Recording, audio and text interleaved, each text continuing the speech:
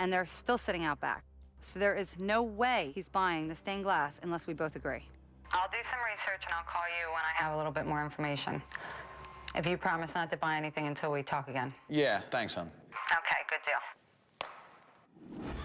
This church is 24,000 square feet. We still got a lot of ground to cover. While Mark takes measurements, Dan and I take the basement. Dan, what do you think this is? Shuffleboard? It's all wood. That's what's very intriguing. Look at this, brother. Is it bocce? No, is this, look. Brunswick. What is it? Mineralite. Whoa. Check this out. Bowling. We got a bowling alley, Dan. So Dan finds this miniature bowling ball. We're looking at these floors, and they're actually bowling lanes. This was the track. This is too cool. Look at that. Oh, my. This is awesome. Check this out. This, I love it. For your greater bowling pleasure. Brunswick. This is fun. You know, this is fun. Sorry about that. The deeper we get into this place, we can see that it was used for much more than just worship. This is a place where the whole community came together. I'm gonna definitely go after this piece. I would sell everything that had to do with bowling as one package. We're looking at Americana at its finest. This brings good money, and it's a fast sell. Look at that. Those lights are cool. They got a really odd shape to them. I got patented. June 6th, 1899. No. I've never seen anything like this. Do you think this was fitted for gas? Yeah, there's your gas pipes right there. Oh, yeah, look. Yeah, look And at this the is the gas vent. line. You seeing what I'm saying? Yeah. Dan might not be book smart, but give him an erector set, and he'll build you the Eiffel Tower. I knew these gas lamps would get him going. These lights are from 1899. They're gas powered. They lit up the bowling alley when they were bowling. They're absolutely amazing. Looks like there was probably a piece of glass or something in here. Can you imagine if you put a piece of glass in there? Loving it. You want to talk vintage? This is vintage. Sold. We've searched this church high and low. So far, I've only found about $2,000 worth of items, but the one item that intrigues me the most is the rose window. I'm gonna need some major ammunition to convince Ricky that we should make a bid. Ricky's arranged for an appraiser to stop by the church. Everything here demonstrates the highest level of craftsmanship. Absolutely. But what I see there is very, very interesting. Those two pieces are very sellable in the marketplace because they're not showing any scenes from the Bible.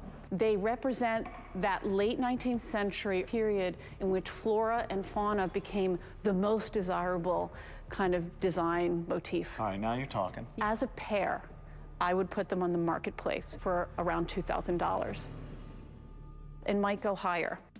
Now that you're telling me about florals. I see something here that's even more exciting.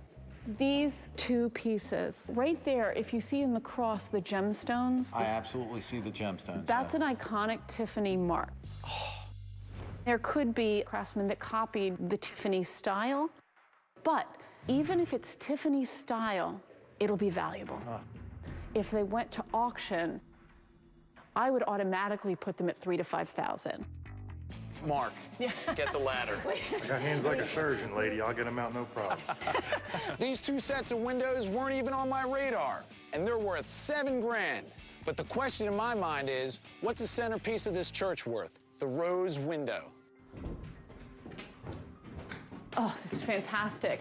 I have some good news and some not so good news. This is a very difficult piece to sell because of the size. The best case scenario for a piece like this would be a private client. If I had Yeah. a private client, Yeah. as is, how much? I think probably somewhere in the realm of over 10,000. How cool is that? $10,000? With that kind of upside, I'm in the market for stained glass. But I might have to sleep on the couch a while. Anita, thank you so much for coming up. It was a pleasure. Our time to search for items in this great church has run out.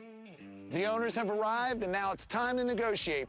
If I can't make great deals for this stuff, forget Ricky's budget. We'll be driving away with a big loss. Hopefully we can strike a deal and we can save some of these items and in the process leave you with a little money in your pocket. Let's do it. My motto is, a good business transaction is when both parties are satisfied. But I've got to find out what kind of numbers these guys have in mind. So I'm going to let them throw out the first price. When I see a bowling alley, I always think it was put in later. You know, but then you come down here and you see these lights. Ricky found a photograph of these same lamps from over 100 years ago. And it just shows the potential of what these lights can be. But they're gonna cost me a lot to refurbish, so I don't wanna pay more than 200 bucks a piece. You know, and this is pretty special. I know you like these lights too. What do you want to do on these lights?